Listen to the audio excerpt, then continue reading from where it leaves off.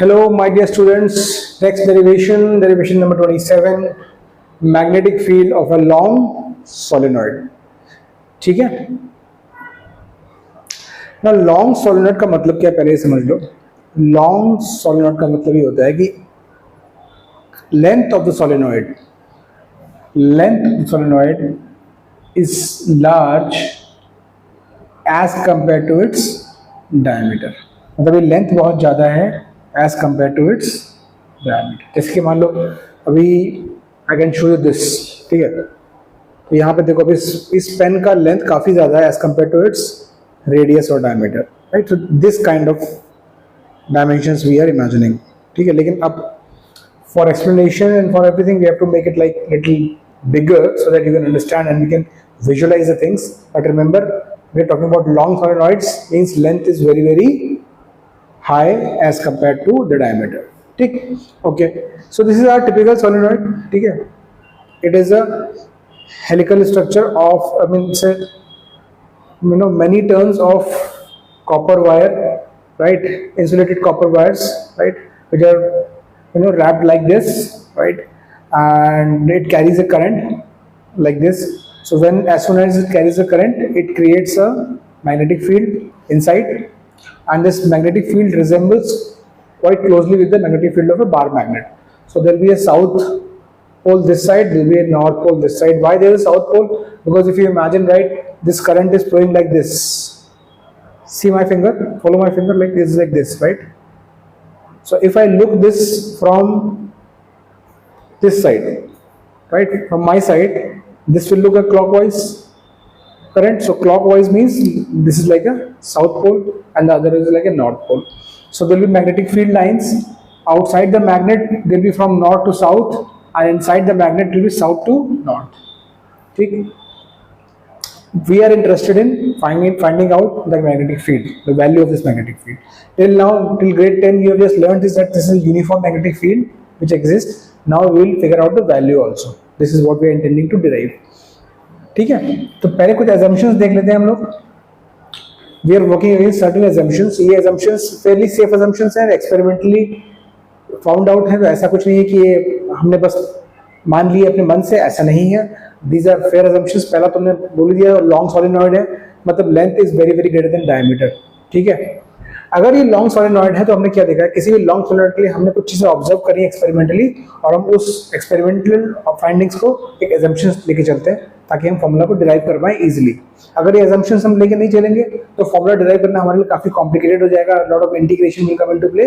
वो सब अवॉइड हो जाता है with this safe assumptions, right? And these are all experimental data, so it is not just fluke, it is proven, ठीक है। तो दूसरा assumption ये आता है कि अगर आपके पास लॉन्ग सोलेनोइड है तो दूसरा assumption आता है magnetic field inside solenoid is uniform. हमने क्या देखा कि अगर हम एक्सपेरिमेंटली मैग्नेटिक फील्ड को मेजर करें इनसाइड द सोलेनोइड, इनसाइड मतलब कौन सा रीजन हुआ, ये पूरा रीजन, दिस इज जहां से स्टार्ट हो रही है, जिससे जो पहला टर्न होगा, जो पहला टर्न है जहां से स्टार्ट हो रही है, और जो लास्ट टर्न जहां पे वो एंड हो रही है, तो ये जो इनके बीच का रीजन है, राइट, ये पूरा सिलेंड्रिकल रीजन जो है इनसाइड सोलेनोइड। तो हमने क्या देखा है असम्पशन में कि इनसाइड सोलेनोइड जो मैग्नेटिक फील्ड है सब जगह इस पूरे रीजन में यूनिफॉर्म है, ठीक है। और उसकी डायरेक्शन जो है, तो ये यूनिफॉर्म भी है और इसकी डायरेक्शन जो है it is along the axis of the solenoid, along the axis of the solenoid, ठीक। तो ये हमारे असम्पशन हो गए, ठीक। Number 2 and 3। नंबर 4 हमने ये भी देखा कि outside the solenoid magnetic field outside the solenoid is very small as compare to magnetic field inside. मतलब ये वाले जो हम अगर इसके बाहर आ जाते हैं, मतलब ये रीजन या ये रीजन या इसके बाहर का कोई भी रीजन, राइट, जैसे हम मैग्नेटिक से सोलेनोइड के इनसाइड से बाहर निकलते हैं, बाहर आते ही magnetic field is very very less. तो for all practical purposes we assume it to be 0, ठीक। So these are the assumptions we will take and we will derive the formula, ठीक। क्या ऑब्जेक्टिव हमारा, we have to figure out the magnetic field value inside the solenoid। तो हम क्या करेंगे भाई, हम एक सबसे पहले एम्पीरियन रेक्टेंगुलर लूप लेंगे। This is another application of ampere circuital law, ACL का ही एप्लीकेशन है। तो हमको ACL अप्लाई करना है, इसका मतलब हमको एक एम्पीरियन लूप चाहिए। तो हमने एक रेक्टेंगुलर लूप डिसाइड किया ABCD। कैसे, देखो अब यहाँ पे एक दूसरा व्यू बनाया हुआ है, थोड़ा simpler view, just to understand this loop better. So this is the inside of, these are the two boundaries of solenoid and ये इसकी एक्सिस है. ठीक है, तो आप देख सकते हो कि जिस क्रॉस दिखा रहे हैं मतलब यहाँ से करंट अंदर जा रही है, और जो डॉट दिखा रहे हैं मतलब यहाँ से करंट बाहर है. मतलब करंट मैंने कैसे बह दी, ऐसे, right, you are following this, right, ऐसे. तो देखो ऊपर के साइड में करंट क्या होगी, हर टर्न पे जब टर्न करोगे तो ऑन ईच टर्न ऊपर के साइड पे it will be coming out and अंदर के साइड पे it will be going in, अंदर के साइड पे it will be going in, coming out, going in, coming out, going in. तो ये हमने इस तरीके से डिनोट कर दिया है. ठीक, ये मैग्नेटिक फील्ड नहीं है, ये करंट की डायरेक्शन है, it is going inside, coming out. तो ये, और अब मैंने क्या किया, यहाँ पे एक ए बी सी डी कैसा एम्पीरियन लूप बनाया, A B C D rectangular close loop है के लिए. ठीक, अब हम क्या करेंगे, इस लूप के लिए, for this loop we will figure out the close integral B dot D L.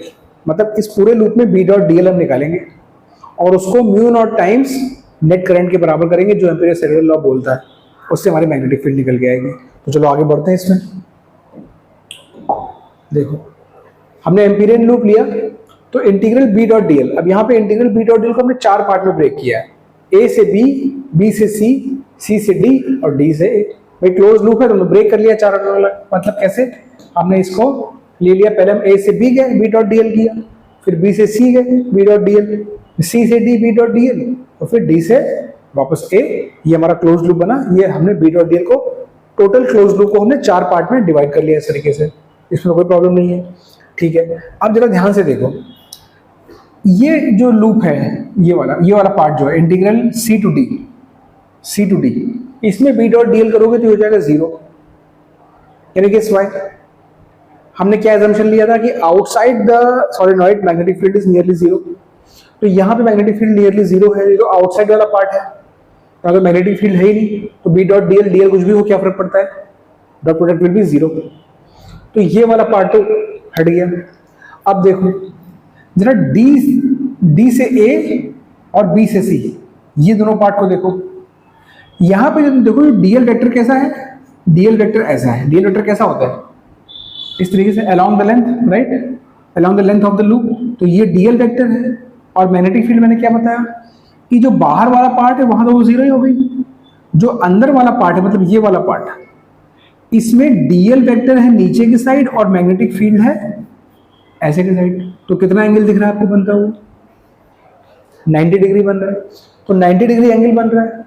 तो इसका मतलब ये वाला और ये वाला, मतलब डी टू, मतलब B to C and D to A, ये दोनों पार्ट भी गए, क्योंकि एंगल 90 होने की वजह से B dot D L zero हो गया, बी वेक्टर और डी एल वेक्टर परपेंडिकुलर हो गए. करेक्ट. तो हम बस देखो सी टू डी भी गया, ठीक है, बी टू सी भी गया, मतलब ये भी गया, ये भी गया और ये भी गया, सब जीरो हो गए. बचा क्या हमारे पास, सिर्फ ए टू बी. मतलब हमने total B dot D L को चार पार्ट में ब्रेक किया था, उस चार पार्ट में ये बाहर वाला जीरो हो गया, ये दोनों जीरो हो गए B dot D L, because यहाँ पे बी और डी एल परपेंडिकुलर हो गए. तो अब हमें खाली A to B B dot D L देखना है. अब यहाँ पे मैग्नेटिक फील्ड भी है और डायरेक्शन भी है, मतलब परपेंडिकुलर नहीं. क्यों, क्योंकि इसके अलोंग डी एल वेक्टर ऐसा होगा, ए से बी जा रहे हो तो D L vector is along this, magnetic field is also along the axis, assumption है हमारा. तो इसका मतलब इस केस में जब ए से बी मूव कर रहे हो तो डीएल वेक्टर और बी वेक्टर में एंगल कितना बना, जीरो. तो इसका मतलब ये चीज जो निकलेगी वो कुछ वैल्यू निकलेगी, बाकी सब जीरो हो जाएंगे. तो हमने क्या किया, यहाँ पे ये चार पार्ट थे, इसमें हमने बी से सी और डी से ए इनको जीरो कर दिया, क्योंकि ठीक है B and DL vector are perpendicular to each other, B and DL vector are perpendicular to each other, इसलिए कर दिया. और सी से डी वाला जीरो कर दिया, सी से डी वाला जीरो कर दिया क्योंकि ये आउटसाइड है, तो मैग्नेटिक फील्ड वहां पे एजम्पशन के अकॉर्डिंग हमारा जीरो है. ठीक, तो इसका मतलब क्या हुआ कि ये हमारा इंटीग्रल सिर्फ बचा क्या, close integral B dot DL बचा क्या, सिर्फ ए से बी. और ए से बी में भी देखो, हमने भी देखा कि जो एंगल है बी और डीएल का वो जीरो आ रहा है, तो ये कॉस जीरो हो गया. ठीक, तो ये भी एजम्पशन है, एजम्पशन 3 कि मैग्नेटिक फील्ड जो है वो अलोंग द एक्सिस है, उसकी वजह से ये एंगल जीरो हो गया, तो ये कॉस जीरो बन गया. अब बी हम ये भी बोल रहे हैं कि inside the solenoid B is uniform, तो बी यूनिफॉर्म है तो इंटीग्रेशन के बाहर आ जाएगा कांस्टेंट की तरीके से, तो ये बाहर भी आ गया। तो कितना सिंपल हो गया, ये ए से बी डीएल बचा। अब यार ए से बी डीएल मतलब, अब देखो सॉरी,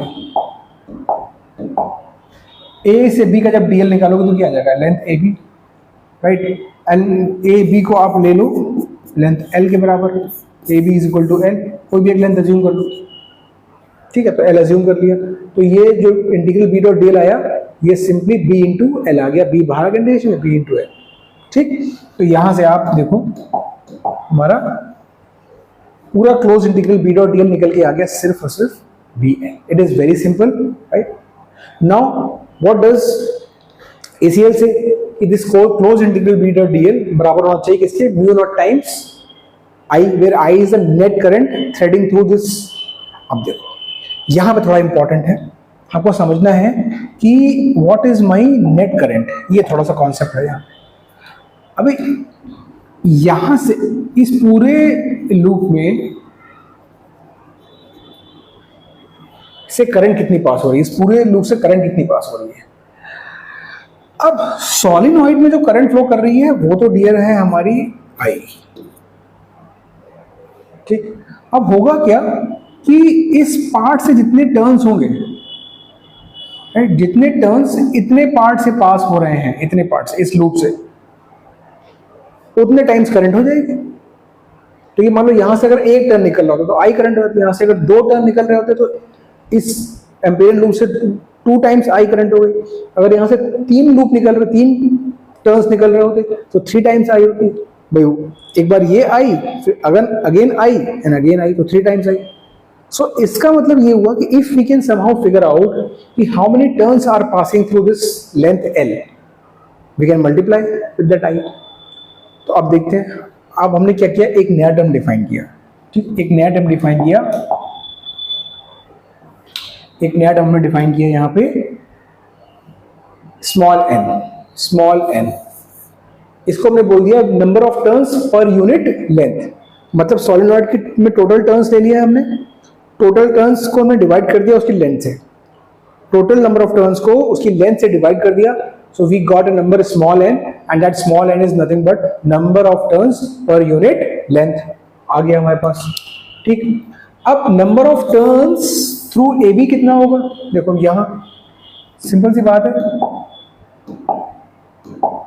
कि पर यूनिट लेंथ जो है हमें टर्न कितने मिल रहे हैं, स्मॉल एन। तो ए से बी तक कितनी लेंथ हमने ली है, एल, तो कितने टर्न हुए, n small n into L, right. these are my number of turns। इस नंबर ऑफ टर्न को, इस number of turn n into L, इसको मैं करंट से मल्टीप्लाई कर दूंगा, this will be my net current which is threading through my Amperian loop. तो my dear friends, we are very close, derivation almost होने वाला है, ठीक। तो यहाँ पे हमारे पास नंबर ऑफ टर्न्स आ गए small n into L, L is the length A B जिससे हमारे टर्न्स पास हो रहे हैं, तो ये n इंटू एल हो गया। तो नेट करंट क्या हो गई, n इंटू एल, ये नंबर ऑफ टर्न्स है, और हर टर्न से कितनी करंट पास हो रही है, आई करंट पास हो रही है, इतनी करंट हो गई, ठीक है। तो हमारा एसीएल लग गया, B dot D L equal to mu naught I. B dot D L हम पहले निकाल चुके हैं, which is simply B into L, right. B dot D L पूरा निकाल चुके हैं, वो ब्रेक करके 4 अलग अलग पार्ट में, which came as simply B into L. और ये कितना आया, mu naught times n into I into L into I, mu naught times n into L into I, right. ये हो गया, इसके बराबर कर दिया, एल से एल कैंसिल हो गया, बी निकल के आ गया mu naught times N I. This is the magnetic field inside the solenoid. Generally इसको हम बोलते हैं आइडियल सॉलिनॉइड। आइडियल मतलब कि इसकी लेंथ इसके डायमीटर के कंपैरिजन में काफी ज्यादा है, ठीक है। तो आपको मतलब ऐसा कुछ डरने की बात नहीं है, एग्जाम में कोई और अगर ये आइडियल सॉलिनॉइड नहीं हुई तो क्या होगा, आपके सिलेबस में डियर आइडियल सॉलिनॉइड ही है। तो लिखा हो क्वेश्चन में चाहे ना लिखा हो, आपको मानना उसको आइडियल सॉलिनॉइड ही है और आपको यही फॉर्मूला यूज करना है, म्यू नॉट एन आई, ठीक है। अब इसका डायरेक्शन देख लो, मैग्नेटिक वैल्यू हो गई, मैग्नेटिक डायरेक्शन। डायरेक्शन पे सिंपली आपको क्या करना है, अपने फिंगर्स को कर्ल करना है in the direction of the current. जब आपका थंब जो उस टाइम पे आएगा वो मैग्नेटिक फील्ड डायरेक्शन में आएगा। जैसे अभी यहाँ पे आप देख लो, इस केस में the current is flowing like this, right, current is flowing like this, right. तो अभी मैं अपने फिंगर्स को कर्ल करूंगा, राइट हैंड फिंगर्स को ऐसे, in the direction of current, in the direction of current. So thumb जब मेरा इस तरफ आएगा, ये मेरे मैग्नेटिक की डायरेक्शन होती है। इस केस में अलोंग द एक्सिस इस तरफ से। देखो अलोंग द एक्सिस जब बोलते हैं तो ऐसे भी हो सकता है और ऐसे भी हो सकता है। एग्जैक्ट डायरेक्शन को पता चलेगी राइट हैंड थंब रूल से। अपने फिंगर्स को कर्ल करोगे in the direction of current, as if you are holding the solenoid, like curling over the solenoid in the direction of current। अगर इसमें करंट उल्टी होती, मतलब इस तरीके से फ्लो कर रही होती, तो मैग्नेटिक फील्ड होती है एक्सिस के along but towards this side होती, राइट। सो ये कोई direction value is mu naught times. So this is all about this derivation mu naught n I. अब अच्छा मैं आपको एक चीज बताई थी एक फॉर्मूले में, जब मैंने मेरे नोट्स में भी लिखी हुई है ये सब चीजें, आपके क्लास में मैंने बताई हुई है कि as long as we are inside the solenoid, this is the value, but at the edges,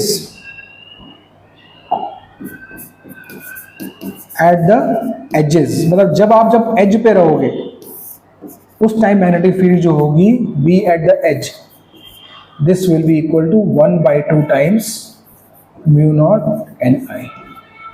this formula is not there in NCERT, but you never know, sometimes they are going outside the syllabus as well, outside the formula. So याद रखो ये, और वैसे भी competitive exam में तो आता ही है ये। एट द एजेस जो है it is half of what it is at the inside.